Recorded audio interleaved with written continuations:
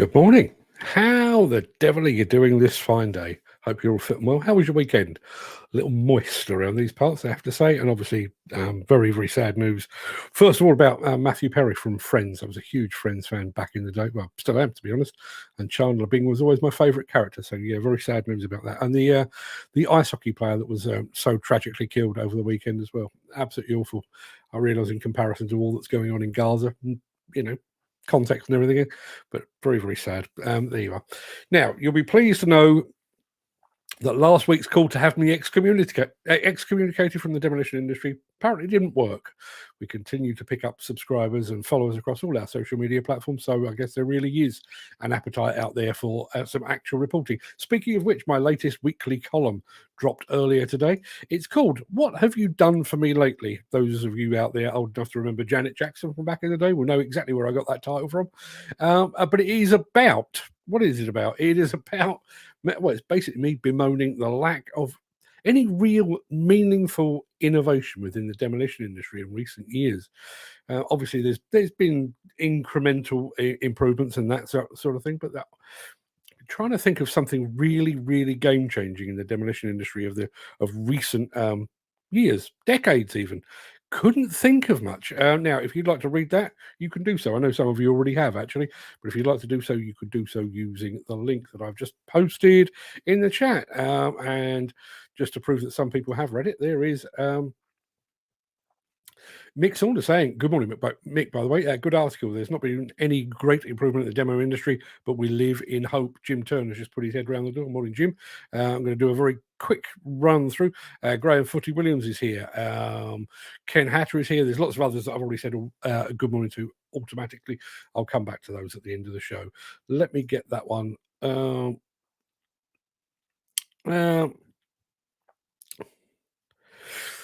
I actually thought that was going to be a reference to Matthew Perry, but it's a real friend in this case. Sorry to hear that, Graham. Lost one of my friends over the weekend, passed away at 70. No age at all. My thoughts are with you, and obviously with the guy's family and friends. Now, I've got a couple of things to tell you about. Obviously, tomorrow is Halloween, so it's about 8 years ago we first broadcast what I believe to be the world's first and possibly only demolition-related ghost story. Well, we've remastered it to make it sound better, a little more smooth, and we're going to repost it again tomorrow. So after today's show, I'll be uploading it to make it ready for the release tomorrow. Those of you that are already in our WhatsApp group, you don't need to do anything. I will share a link to it just as soon as it goes live. Everyone else, be here tomorrow, and I'll tell you exactly where you can hear it. It runs to almost half an hour long. I'm not going to play it on the show because you'd be bored out of your minds, but I will be telling you exactly where to find it. Now, another thing I'm going to be doing this afternoon is sorting out diary dates for 2 new evening shows for early in December. One that you know about and one that you don't. Now, the first will be a recap of last year's prediction show. We're going to look back at the predictions we made in 2022 to see just how many we got right. I don't think it was many. And in addition to that, we were going to be making a new set of predictions for 2024. I'll let you know the date of that just as soon as I possibly can.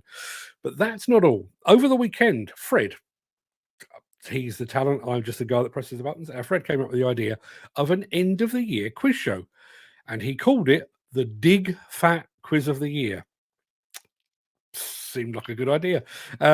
I'm going to go back over the industry news of the year just to see how closely you've been watching this show. So we're going to have a mixture of actual industry news and some stuff from this show as well. We'll be doing that sometime, well, in the run-up to Christmas, I would guess, sometime around about the middle of December. I will tell you exactly when that will be. Now, I've been searching. As far as I can tell, there's no convenient or sensible way for me to host an actual interactive quiz. So this will be just for fun, but I will find a way to give a few prizes along the way. And I'll tell you the dates of our prediction show and our Dig Fat Quiz of the Year show. Still not convinced by that name. I'll be telling you the dates of that tomorrow. And now, without further ado, let me roll the intro, post the question of the day, and get this show on the road.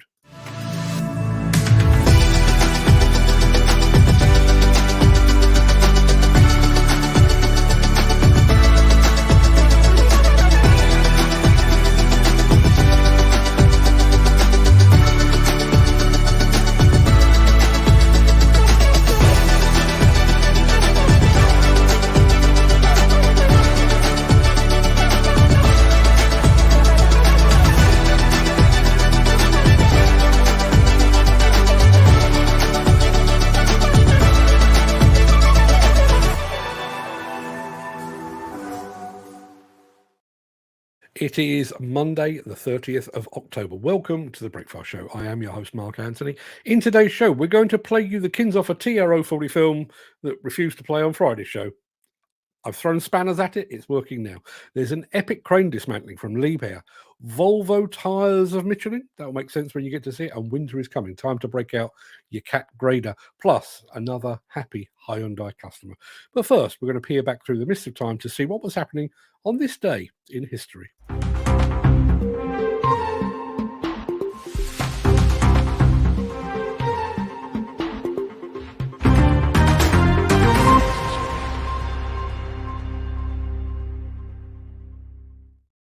On this day in 1866, Jesse James' gang robbed a bank in Lexington, Missouri, and got away with $2,000, which I'm sure was a big deal back in the day. In 1873, P.T. Barnum's Greatest Show on Earth made its debut in New York City. In 1938, Orson Welles threw the American public into mass panic with his broadcast of War of the Worlds, much the same as we do every morning with this. Many Americans actually believed they were under attack by aliens. In fact, I think a lot of Americans still believe that to this day. In 1952, Clarence Birdseye, yes, that Birdseye, sold frozen peas for the first time. Clarence Birdseye, what a fantastic name. In 1973, the Bosphorus Bridge opened in Istanbul, connecting the continents of Europe and Asia over the Bosphorus for the first time.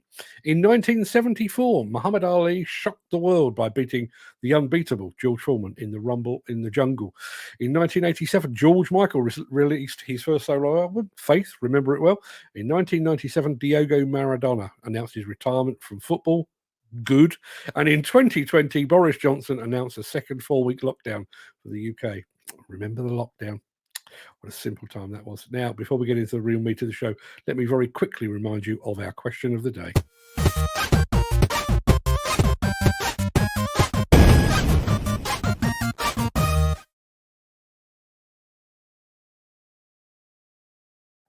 Yes, our question of the day comes, as ever, from Mr. Gary Muirhead. And the question is this: what song do you love but would never admit to your mates? Now, I know Ken Hatcher was very quick off the mark, and I know he loves Celine Dion, so his answer is no great surprise to anyone. But I'm talking about those songs that when conversation goes around to music and you're all talking about your love of Motorhead and the like, what's the one song you keep up your sleeve in case your friends laugh at you? Now, my music collection is mostly loud and shouty. I love Guns N' Roses, The Damned, The Stranglers, The Foo Fighters. But when no one's around, I will gladly listen to The Carpenters and ABBA all day long. And I honestly think, and I do genuinely mean this, I honestly think The Winner Takes It All by ABBA is one of the greatest pop songs, if not one of the greatest songs of all time. But what about you? What is your musical guilty pleasure? Let us have your thoughts in the chat. We'll come back to that at the end of the show.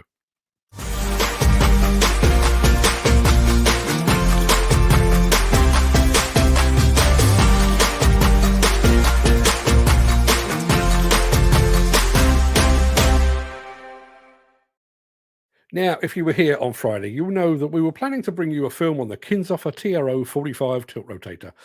And that, for reasons unknown, to this day, reasons unknown, that film just refused to play. Well, over the weekend, I got out the spanner and I fixed the issue. So here's that film for you now. Better late than never.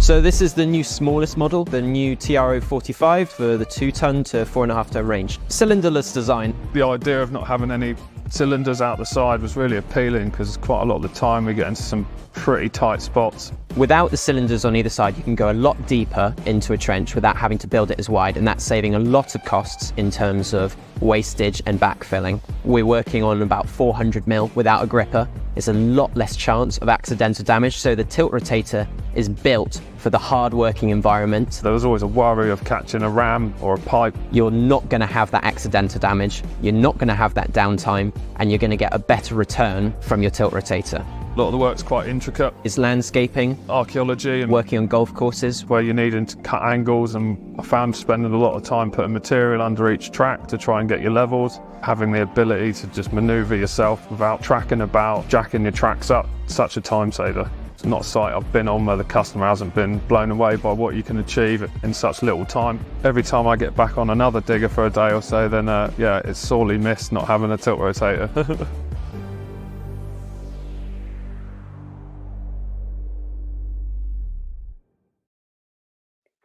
Right, going to throw over to the chat very quickly. Andy Bullock, haven't seen Andy here for a while. There are only two types of music to me, good music and bad music. Some of my favourite music is probably bad music. Gary Muirhead has just asked, haven't we seen this before?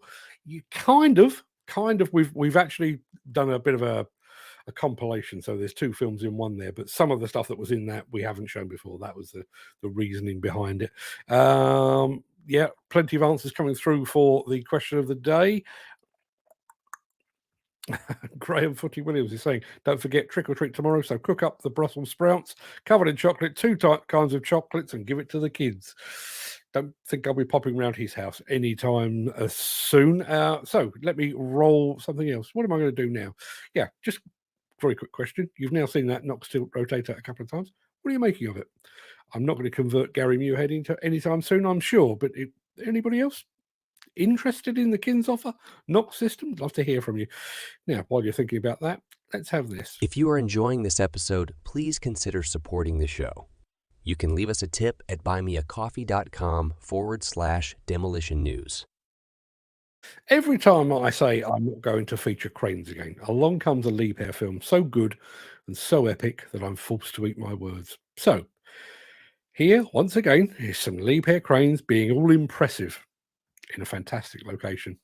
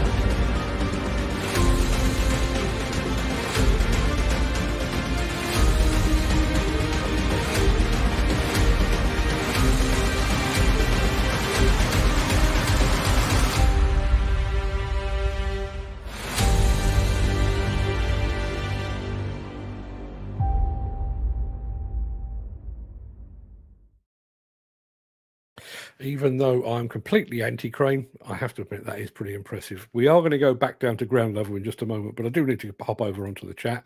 Gary Muirhead says, Liebherr really do know how to engineer amazing equipment. Don't say just, they also know how to put together a video as well. Ken Hatcher says, clear video, 4K. It may be your new phone, actually, Ken, because we are broadcasting now in 4K every day. We broadcast in 4K, whether it's actually 4K by the time it spills out onto your computer or your iPhone or your iPad or whatever it might be, that is down to your local connection. But we are now broadcasting in 4K. So hopefully it's not just the Liebherr bit that looks nice and crisp. Hopefully you should be able to see me nice and crisp as well. Now, a bit of a mixed message on, or a mixed reception to that film. I think everybody liked the film, but here's Andy Darvell saying, now I would love a seat on that tower crane. What a site to work on.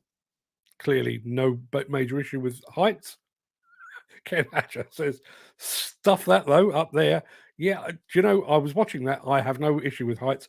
I grew up in a tower block. I've been up tower cranes, no problem whatsoever. But there were bits of that film that actually made me clench just a little bit. And there's Jim Turner saying, Jesus, literally in the clouds. Yeah, it takes a special sort of person to work at that height. Funny enough, I was talking to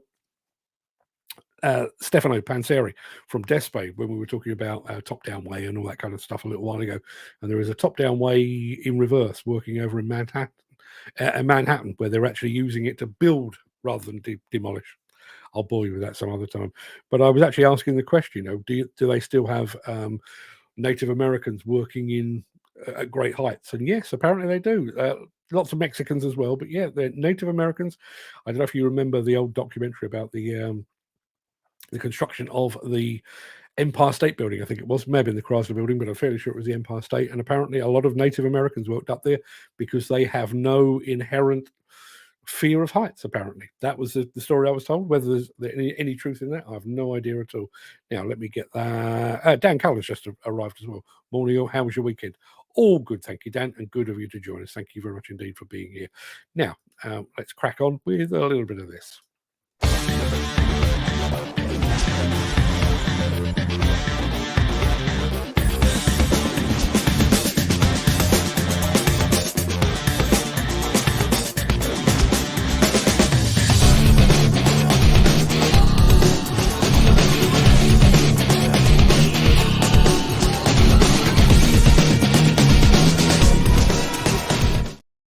You could build the best machine in the world, but unless it can get around safely, smoothly, and with the lowest possible fuel consumption, it's never going to make the grade in the field of demolition and construction. That's why plant manufacturers spend so much time and money, actually, on undercarriage research, design, and development. It's also why companies like Volvo work in conjunction with companies like Michelin.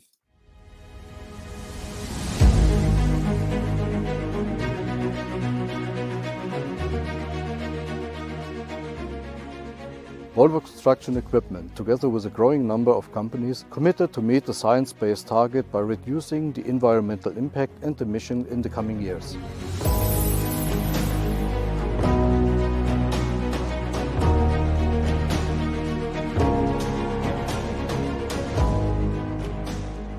Right from the start of developing of a product, sourcing the raw material, production process, lifetime, up to recycling or renewable the product. For a tire, this means a good all-rounder with the right combination of traction, durability, stability, longevity and comfort. This is in our mindset and that of our customers who are buying a premium product. Good traction for snow removal or working on softer ground like grass and soil.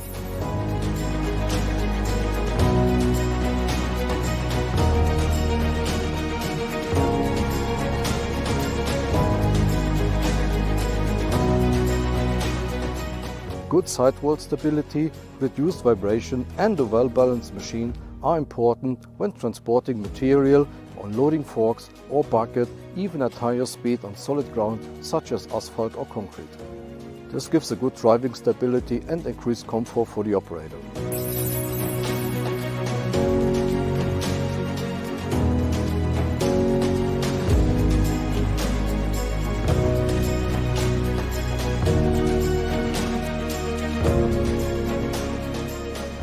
Energy efficiency, thanks to a low rolling resistance, reduce fuel consumption on conventional diesel machines, as well as saving energy in our L2025 electric for an extended autonomy.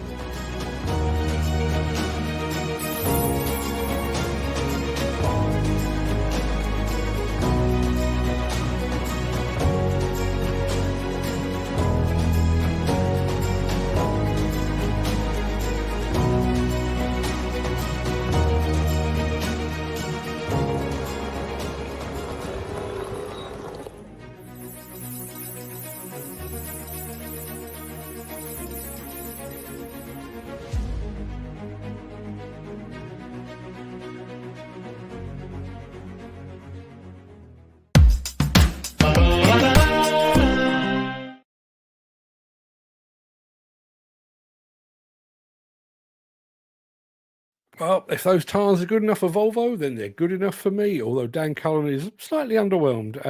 Not sure on those tyres for grip, though, he says, because the lugs fill up, they'd be like slicks, but they were working in snow. Speaking of snow, we are going to get cold at the end of the show. We'll come back to that in just, well, a little bit, but first we need a spot of this. Since the finance bill came into effect in April, the construction industry has seen a surge of fuel thefts. The rising cost of living has placed an additional risk of theft by employees and contractors, as well as opportunistic thieves. By using diesel dye and placing warnings of its use, you are sending a clear message that this is your fuel.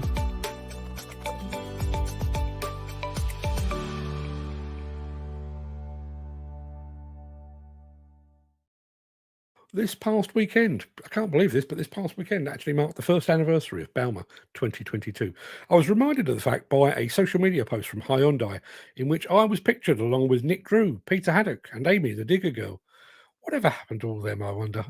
Anyway, in honour of the fact that I was with them precisely 1 year ago today, here's a new film from Hyundai. My name's Tom Reynolds. I'm from Highway Equipment. This is our company's 90th anniversary celebration. We've been a Hyundai dealer for about 15 years now, and it's been a great relationship.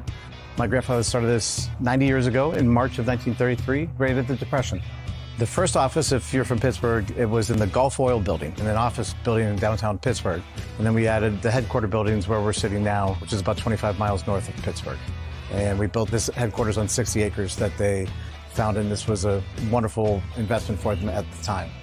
Today we operate from essentially New Jersey to Ohio. We have about 9 branches, 9 locations. We're going to add a couple more soon, and we interact with a lot of different kinds of customers. We started here in Pennsylvania, we added Ohio as well, and we drifted a little bit into West Virginia. But we've had lots of great customers here in Pennsylvania. We got Hyundai into a lot of pipelines in both Pennsylvania and Ohio.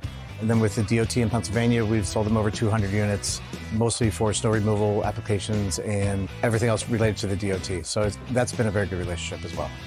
Everyone here at Highway is really excited to grow with Hyundai wherever we can. We represent most everything that Hyundai has, and it complements everything else that we do. We have a great portfolio of products, and Hyundai is a great part of that portfolio that we have. We've had lots of success. Customers love, in the wheeler lineup, it's been terrific. Solid lineup. Our excavators have done great in pipelines, even with contractors. The hydraulic flow is great. The hydraulic performance is great to run attachments with. It's performed wherever we've put it. It's done a great job. Hyundai's been a great partner with lots of variety of equipment and great availability. Our customers understand it. It's a great product and really well engineered. It's just been an overall really good experience for us and our customers. I couldn't be more happy with it. Building a comfortable tomorrow.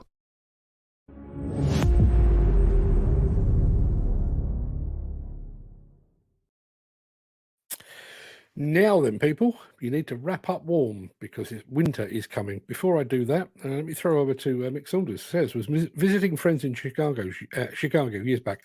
I could walk a steel at height, but bloody hell, those Native American Indians who do the steelwork left me in awe.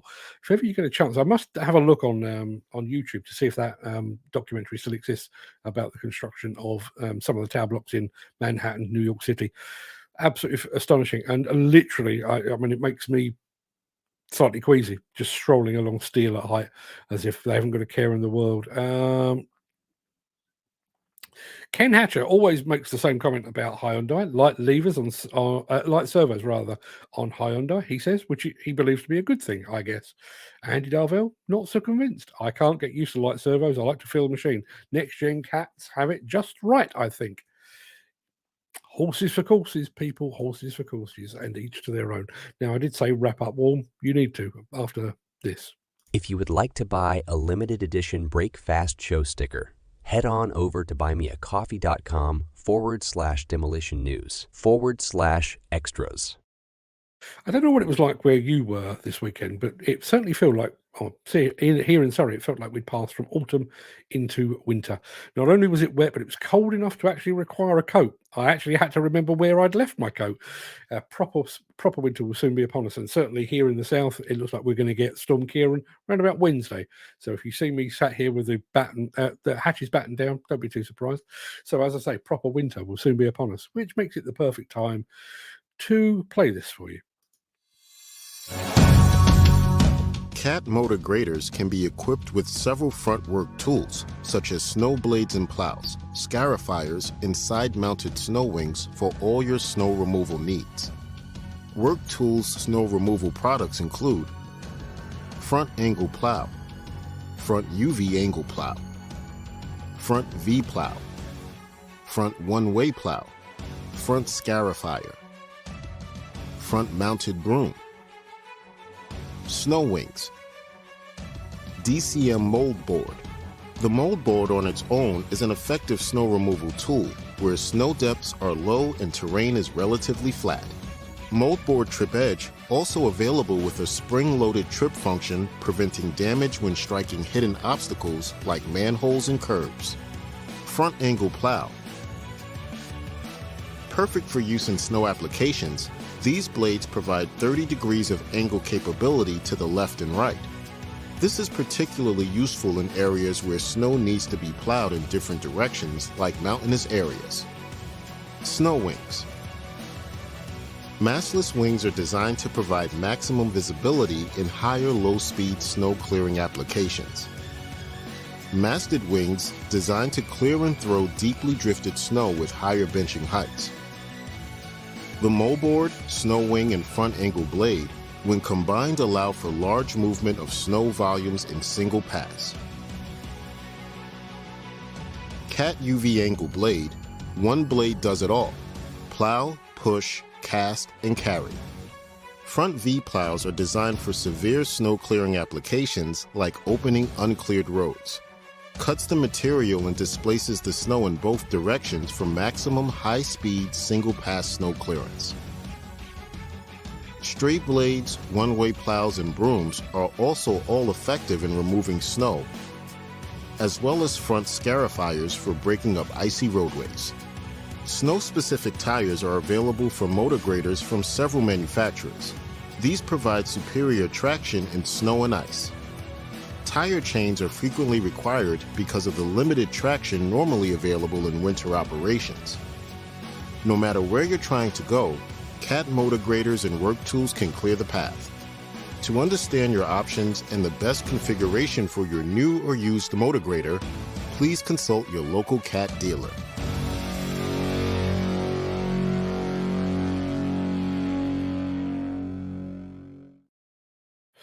Feel cold just watching that. Soon be time to batten down the hatches, throw another log on the fire, and eat lots of soup.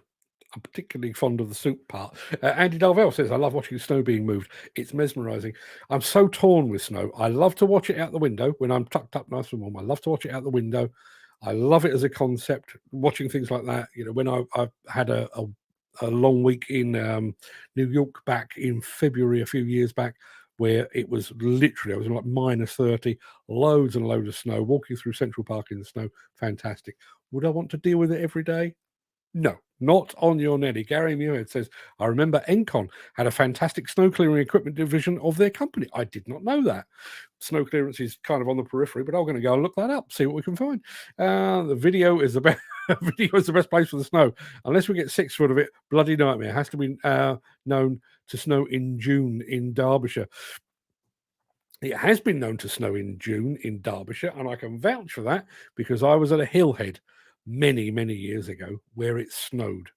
And to make matters worse, it snowed at Hillhead the year after I'd got sunstroke at Hillhead. So I'd gone to the second one, shorts packed away, t-shirts and that kind of thing. Snow, actual snow. Chris, I'm completely with you. You're dead right. Jim Turner says, I like the weight of the series. I tell you what, we're going to come back to levers. Manufacturers, if you're paying attention, stick around because there's more to come. No gripe of the day today. We're doing away with it. So that pretty much wraps up the main part of this morning's show. I'm going to roll the outro in just a second before leaping gazelle-like over into the chat to see what you're all saying today. Mainly about levers. Didn't see that coming, but we are. Ken Hatcher, I'm blaming you and holding you personally responsible. If you can't stick around, please stay safe. Look after yourself, your family, your friends, and your colleagues. But if you do have the time and the inclination, stick around. We'll be right back after this final word from our key show sponsor, the fine folks at MB Crusher.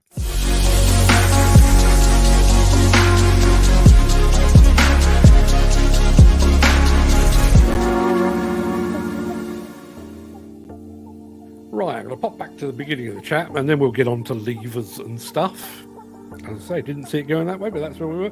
Who was first off the mark this morning? It was our resident quizmaster, Mr. Gary Muirhead. Morning, Gary. That music sounds just a touch loud to me. That's better, I think. If anybody else finds that troubling, let me know and I'll get rid. Mick Saunders was next off the mark. Morning, one and all. Good morning to you, Mick. Hope you're fit and well, my friend. Glad you didn't mention the football because I'm still smarting. That's a whole other story. Andy Darvell. Good morning, guys. Let's have a fantastic week. Yeah, let's try and have a fantastic week. Felt a bit crappy this weekend. As I say, the death of Matthew Perry. Other people quote Shakespeare. I quote Friends, and I quote Matthew Perry's Chandler Bing character more than most. So yeah, I've spent years and years still watching the repeats of Friends now. I've seen every single episode multiple times. I can recite the script to you if you wish. You probably don't. So yeah, really, really sad one, that one. And yeah, did put a bit of a dent in the weekend. Let's have a look. Mark Whiting. Morning, everyone. Morning to you, Mark. Hope you're fit well, my friend. Chris Fall says, morning, happy Monday. Yeah, happy Monday. Is it a happy Monday? I guess it is. We're all still here, aren't we? That's not bad. And as I said at the very outset, there were calls. Well, there was a call actually, but there was a call last week for me to be excommunicated, and I've been watching the subscriber numbers go up ever since, and taking enormous pleasure in each and every one of them. So, hey. Who's the loser here? Graham Footy Williams is here as well. Good morning, bro. Good morning to you as well. Ken Hatcher is mixed bag of weather, but that's Wales for you. Now, my article of the day, which was called "What Have You Done for Me Lately?" Yeah, I was thinking back. Again, funny enough, this was actually prompted. I've already mentioned it once today, but this kind of stems back from a conversation I had with Stefano Panseri over at Despe a couple of weeks back when I was in Milan. And we were talking about developments of the industry. And when you think long and hard about it, they really are few and far between. And I'm going back 3 decades. So you would think, you might say high-reach excavators. Well, high-reach excavators have been around for more than 30 years. So, and yes, they've got higher, yes, they've got cleverer and safer, but that's not, in the last 30 years, not actually an innovation. We've had remote control demolition machines like the Brock and the Husqvarna for about the same length of time. Yes, they've got better, incremental improvements, but they are not a new development. So that's another 30 years without that. And I came up with a few bits and pieces, like the NFDC site audit scheme, which sounded like a good idea at the time. Hasn't actually progressed that much, so I think I wouldn't say it's worthless, but it certainly doesn't carry the heft that it was originally designed to do. You think about things like developments in education, so the demolition degree as an example. You know, the IDE worked long and hard with Wolverhampton University to really give the demolition industry a taste of academia. Fantastic, and I'm sure all the people that did the original, or I think the first tranche and possibly the second tranche of the demolition degree, I'm sure they're very proud of their certificate and their gown and but it hasn't progressed. and doesn't look like it's about to anytime soon. So, having thought about it long and hard, I actually came up with two what I'd consider to be proper innovations. Top-down way would be one, although, as I say in the article, while I'm a huge fan, it is only really suitable for a very limited number of applications. Ideally, pretty much square tower blocks of 90 meters or more. So it's an innovation, no question, but it's a limited innovation. The only one I could come up with that really has literally changed the direction of the industry is the automatic quick coupler from the likes of Oil Quick, Steel Wrist, Lenhoff, and the likes. You go back even as recently as maybe 10 years ago, and an awful lot of demolition contractors, if you required multiple tools on a job, so you had something munching a building down and then you required processing on the ground, possibly cutting steel as well. That was the work of 2, 3, possibly even 4 machines, depending on the size of the project. With the advent of the automatic quick coupler, and I'm looking directly at Oil Quick because I think Oil Quick is the one that broke the dam. When people like AR Demolition and RMAC began to adopt the quick coupler, the automatic quick coupler, it changed the very, very nature of the business to the point where you now have, you may have a project that in the past would have been 2, 3, possibly even 4 machines. It's now one with a quick coupler and a bunch of different attachments. And not only has it changed the way in which we do that, I think perhaps the biggest benefit, and this is not my own thinking, this was pointed out to me years and years ago by Richard Dolan at AR Demolition, was the fact that there is no excuse to use the wrong attachment any longer. There was a time when you were munching down a building and you got to a bit of steel and you just basically wiggled and wiggled and wiggled. Obviously, that's doing harm to the attachment. It's potentially doing harm to the hydraulics on the machine itself. Now, drop it off, pick up a shear, snip, snip, munch it back on. It really has been a game changer. But if anybody else can think of anything else that I have overlooked or forgotten that you believe to be a real game changer in the field of demolition, I'd love to hear from you. And there is the article itself. What have you done for me lately? You can go and read that to your heart's content. It will be on Demolition News later today. Jim Turner joined us. Good morning, Jim. Good of you to join us. And he kind of throws not my question of the day, but he throws Gary Muirhead's question of the day into something of a spin in just a second. I'll get to that in just a minute. Lost one of my friends this weekend, passed away at 70. Yeah, really sorry to hear that one, Graham. There is Glenn Johnston joining us. Morning, everyone. Yes, good morning to you as well, Glenn.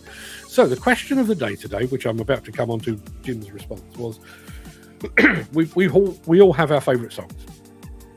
I don't know if I've ever actually asked that. Do you have a favourite song? Maybe I'll get to that. Gary, remind me if I forget. We all have our favourite songs. Personally, where would I be with favourite songs? I guess ultimate song would be If I Can Dream by Elvis, Street Spirit by Radiohead, Plain Song by The Cure. All fantastic. And I would speak about those songs very, very openly because they are masterful and brilliant. But what about those songs that you really, really like that you may not like to tell your friends about? Do we have any Barbie Girl fans in the house? Anything by Atomic Kitten, for example? I've already confessed mine. I'd have to say anything by the Carpenters apart from Mr. Postman. I hate that. And anything by ABBA apart from Dancing Queen. I hate that too. But honestly, ABBA. I know everybody talks about the Beatles. I love the Rolling Stones, and all of these people love all of that. But hand on heart, I would actually say that ABBA, one of the greatest bands of all time.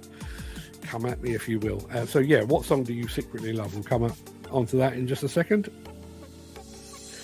Ken Hatcher, Big Butch Ken Hatcher likes My Heart Will Go On by Celine Dion. No great surprise. Ken Hatcher, fully paid up member of the Celine Dion fan club. Andy Bullock, I haven't seen Andy for a little while, but he says there are only two types of music to me, good music and bad music. There are times when I quite like a bit of bad music though. Graham, Footy Williams getting all highbrow on us. Equinox, The Planet. Good. question of the day. Gary Muirhead, who came up with the question, says Eric Clapton, Tears in Heaven. And Andy Bullock agrees, says it's a sad song knowing the reason behind it. If anybody is wondering what the reason behind it is, it was written for Eric Clapton's son, who was about 2 or 3 years old and fell out of a New York high-rise apartment building and died. And that was Eric Clapton's response. He wrote Tears in Heaven. Can't say I'm a fan. I like the louder Clapton stuff. Not a big fan of that, but yes, the Kinshofer film. You'd seen bits of it before. You hadn't seen all of it before, but that's it. We've used up all our footage from that trip, so rest assured you won't be seeing that one again anytime soon. Question today. Sorry, I can't answer today's question. My musical taste is so wide and varied that nothing is out of the question. Any Atomic Kitten in your collection, Jim? I don't know why I'm choosing Atomic Kitten. I'm sure they're absolutely fine. Andy Darvell, what was the question of the day again? I think we covered that. Question of the day. Like nothing better than being on my own listening to opera. The best aria song is the Clown Song, says Mick Saunders. Don't know that. I've got to be honest. I quite like some classical music, but because most of it doesn't have a name,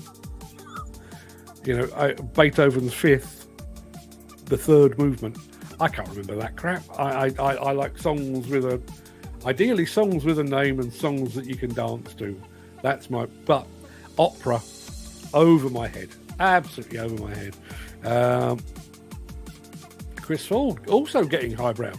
Question today. The Planets by Holster, or some of the songs of times past. Flanders and Swan. Don't know Flanders and Swan. And those old enough to remember Junior Chose on a Saturday morning? No. I thought you and I were about the same age, Chris. I don't remember that at all. Liebherr really do know how to engineer, don't they just? There's Ken Hatcher mentioning the 4K. As I say, we are, as of, let me think, it would have been very beginning of this year, we've been broadcasting in 4K.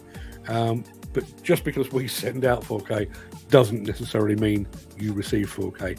I think if you're on a wired connection or a particularly strong connection in a strong area on Wi-Fi or broadband, you will get 4K, or you'll get something approximately close to it. Next one down, 1080 is more general, I think, and I think some of them get knocked back to 1080p to 720 as well. But we are broadcasting in 4K, so I think if you find yourself on a good connection, you should be seeing me crisp as anything. It doesn't improve the look, obviously, but it should be crisp if nothing else. Andy Darvell says, I'd love to sit on that tower crane. What a sight to work on. I bet it gets a bit chilly up there. That was a long way up, wasn't it? As Jim Turner says, Jesus, literally in the clouds. And Ken Hatcher has no desire to be that high up. And I'm kind of with him. Was brought up by my nan, and my real secret is anything by Issy Bon. It's got to be the Yiddish in me. Issy Bon. I have no idea who or what Issy Bon is. I need to find out. I've made a note of it. Issy Bon. Anybody else? Fan of Issy Bon? He could be making it up. I really wouldn't know. There's Dan Cullen. Arrived a bit late. How was your weekend? All good. Thank you very much indeed, Dan. Mick Norton's in the house as well. Better late than never hats. Yeah, quite right as well. I didn't see him lurking to begin with, but morning, Adrian Hardesty says, Andy Dovell, what are you up to today, mate? I think we're about to find out. There you are. He's pushing a bit of type on about. Not a bad way to spend the morning. Gary Muirhead went for the obvious Christmas cracker joke. We featured Michelin, and he says, I wonder how many stars they get.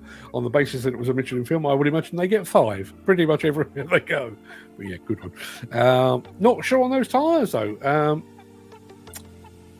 You're more of an expert than I am. We're going to get into the lever discussion in just a moment. The lugs will fill up. They'd be like slicks, he says. For that sort of yard work, those tyres look great. See? Each to their own and everything else. There's Mick Saunders talking about the American Indians working at height, as they are wont to do. Now, levers. Let's talk levers. Whenever we play anything by Hyundai, Ken Hatcher always says exactly the same thing. Light servos on the Hyundai. And he gives it the thumbs up. He always does the same thing. That's not a problem. I have no issue with that at all. And if anybody is watching and they are wondering whether Hyundai is for them, and they are looking at it from an operator's perspective. That viewpoint is absolutely valid. Light servos on the Hyundai, and he says that's a good thing. Andy Darvell says, I can't get used to light servos. I like to feel the machine. Next gen cats have it just right, I think. Ken Hatcher, Doosan seem about the right weight as well. Find the new JCB X series very heavy. See, whenever we talk about excavators in particular, whenever we talk about new excavators, you know, it's low fuel consumption, it's virtually zero emissions, it's super quiet in the cab, there's extra foot room, you've got Bluetooth connectivity, you've got a 7-inch display panel, you've got somewhere to put your coffee, and all of the things. What are the things that you are most engaged with as an operator? I'd get nowhere doing that, but I've got my hands above the microphone. It's levers. Levers are an absolutely vital consideration, and yet there are variations between. And I realise there's been variations over the years in the patterns on various machines of various manufacturers and that kind of thing. But the weight of those servos. And I guess this comes back to, or it kind of mirrors the conversation that we have occasionally about things like electric machines. There is a need for feedback for the operator. Now, if I drive a car and I put my foot down, I expect to hear a roar of the engine, much the same as if you're digging in a particularly hard material or a particularly sticky material. You've cranked up the revs and you want to hear that grunt of an engine. Go electric, you don't get that. And there used to be that feel on, you know, older hydraulics where you actually feel the machine working. You're actually feeling that through the levers. Now, light as a feather. Is that a good thing? Is that a good thing? Dan Cullen says on levers again. Don't like Hyundai servos, no proper control or feel of the levers on the hydraulics. See, and bearing in mind, I'm fairly sure Dan the man who operates by fingertips. He's actually on top of the levers rather than. I need to stop doing that. I look like an idiot. But he is, rather than a fisty type guy, he is a fingertip type guy. Anybody else out there that is a fingertip operator? I'd love to hear from you. That's a downfall. It's why I'd not operate one. Not comfortable either. I'm assuming that's talking about the Hyundai. See, now I've driven a couple of Hyundais. I found them absolutely fine. But then I was on them for about 10 minutes, not days at an end. So, wow, that's a grader snowplow. Yes, it certainly is. Again, going back to the snow thing, I don't particularly want to live anywhere that there is snow, but it is lovely to look at. Andy Darvell is with me. I love watching snow being moved. It's mesmerising. I haven't been to Finland in the winter for quite some time. I'd love to go back because they've got it down to a fine art. I remember going to bed in Lahti, which is where Rama live, and went out for dinner that night, and it was snowing, snow like Brits never see. I mean, even up in Scotland, proper snow. And got back to my hotel room, was about to close the curtains, and you could literally see the snow going up on the wall outside on my balcony. Woke up the following day, couldn't actually see because the snow had basically gone right the way up to cover the entire window. Got out onto the path. The path was clear, the road was clear, and everybody was going about their business because Finland do snow. They do it very well. I'm about to look this one up. Encon had a fantastic snow clearing equipment division of their company. You would imagine so. I mean, Encon are Swedish, are they not? So you would imagine they get a fair bit of snow. The video is the best place for snow unless we get 6 feet of it. It's a bloody nightmare. It has been known to snow in June in Derbyshire. It has. I was there. I got cold. I can vouch for that. Back to levers. Jim Turner says, I like the weight of the X Series levers, similar to Hitachi, but the travel pedals are terrible.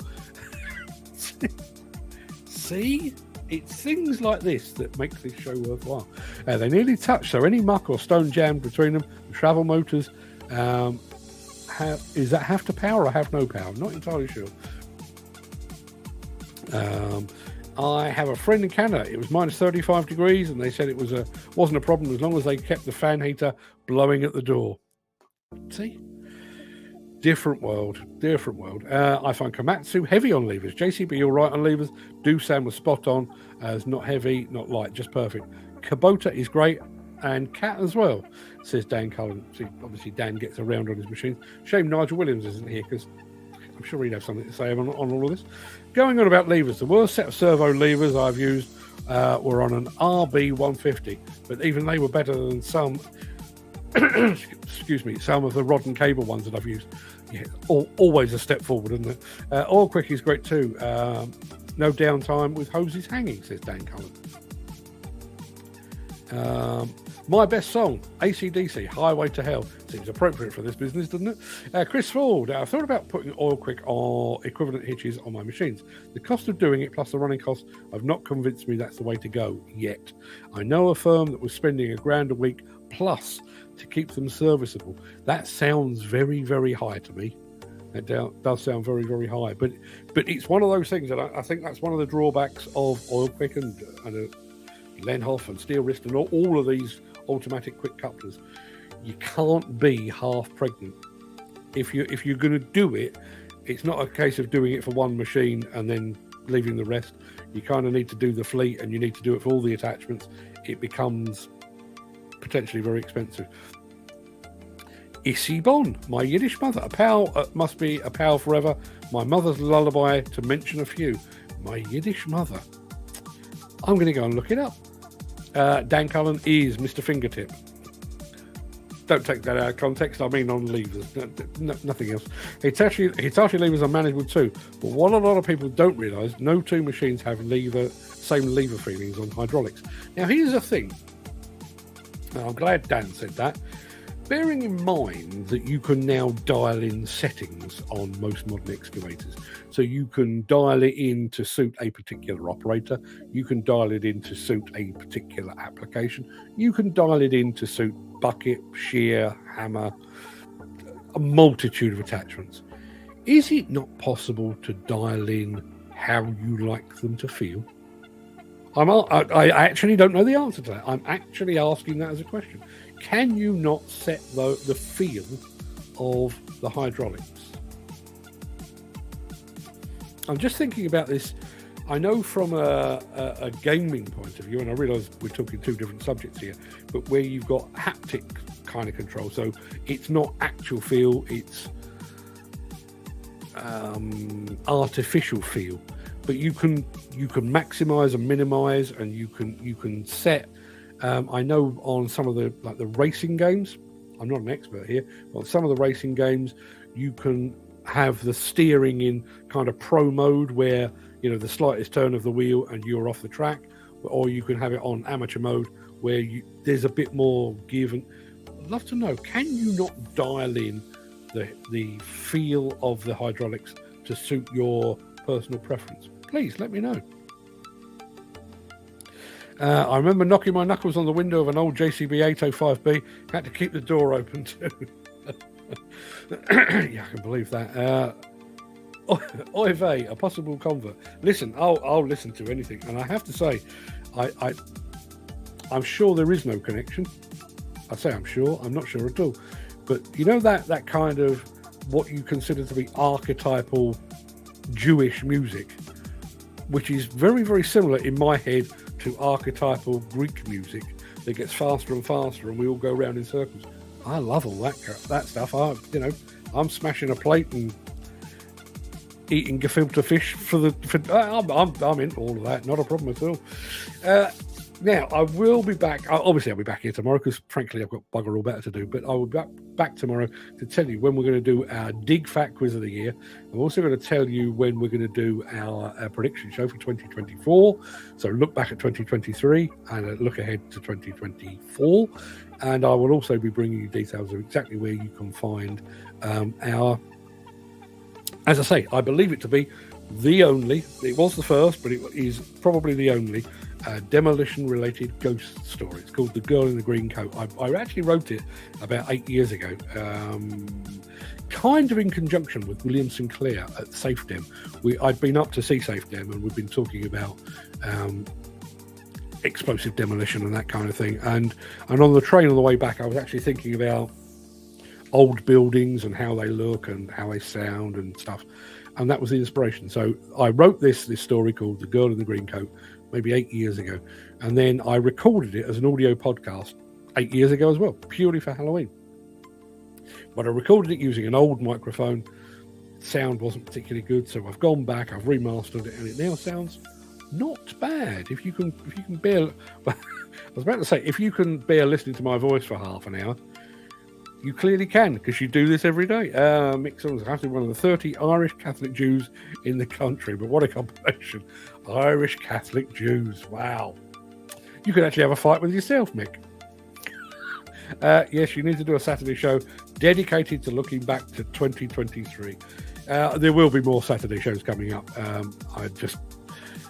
I've got to be honest with you, because these shows have got longer, and because I'm trying to do other things in the background, my weeks are now so full. By the time Friday rolls around, I'm absolutely cream crackered. So I'm doing Saturday shows fairly selectively. And I have to say, and this is nothing to do with this. Some of you will know I have another outlet for my creativity, shall we say. I use a platform called Medium to post articles that are completely not related to this industry. And for some reason, I'm sure it's my brain has now said that I can talk fairly well about the passing of my parents. So I've written a couple of things about grief and loss and bereavement over on Medium. And I've built up quite a following. In actual fact, I can tell you, 2,651 people have read my stuff over the past couple of days. And it's all pretty sad, but there is a demand out there for that. And I have to say, it is nice for me to be able to get that kind of stuff out of my head. It's clearly been playing around in the background while I've been doing other stuff. And yeah, good to get it out. As I say, it's not for this. This is something else. If ever, let me try that again. If ever anyone wants to read any of that, just ask and I'll tell you where it is, but I'm not going to push it down your throat. That's not the idea at all. Just mean a few between now and Christmas. Yes, we will be doing a few between now and Christmas. There's one that I've been toying with for a few years, actually, which is a Black Friday show. I realise that's not a Saturday show, but to actually go on to Amazon, find all of the stuff that is industry related and discounted for Black Friday, and to do a show maybe in the afternoon or evening or whatever it might be, and just do a bit of that, and I can throw up the links and you can go and buy the stuff for your Christmas presents or whatever it might be. I'm going to do a bit of that as well. Mick Saunders says, give you a laugh, my mum was Yiddish, my dad was Catholic, and they were shunned by both respective communities, but what a great life. Yeah, absolutely. Listen, I come from a fairly mixed bag. My mother was brought up a Catholic, but there's a fair bit of Jewish in our background as well, and certainly in my wife's side of the family. Dan Cullen says, have a wonderful Leave Monday, guys, and stay safe. Go and enjoy your day, one and all. You do the same. Sorry, don't do Amazon. Can't stand Amazon. Each their own. I wouldn't be without Amazon, frankly, because the thought of going to the shops these days, not for me, thank you very much. I'd much rather press a button and wait for the courier to arrive. Bearing in mind there are 6 adults living in my house, all of whom use Amazon. We're pretty much on first name terms with our local delivery driver. So yeah, the big Amazon users here, for good or bad. Right, people, that's an hour and a bit. Go have a fantastic day. We'll be back tomorrow, and as I say, I will be telling you exactly the dates to put in your diary for our Dig Fat quiz of the year and for our predictions 2024 show as well. So yeah, stand by for that. I'll let you know tomorrow. Till then, everybody, have a very good day. And there is Mick Saunders saying exactly the same. Have a good day, one and all. Stay safe. Please do that. Do as Mick says. He was in the army. Take it as an order. Stay safe. I'll see you tomorrow. All the best.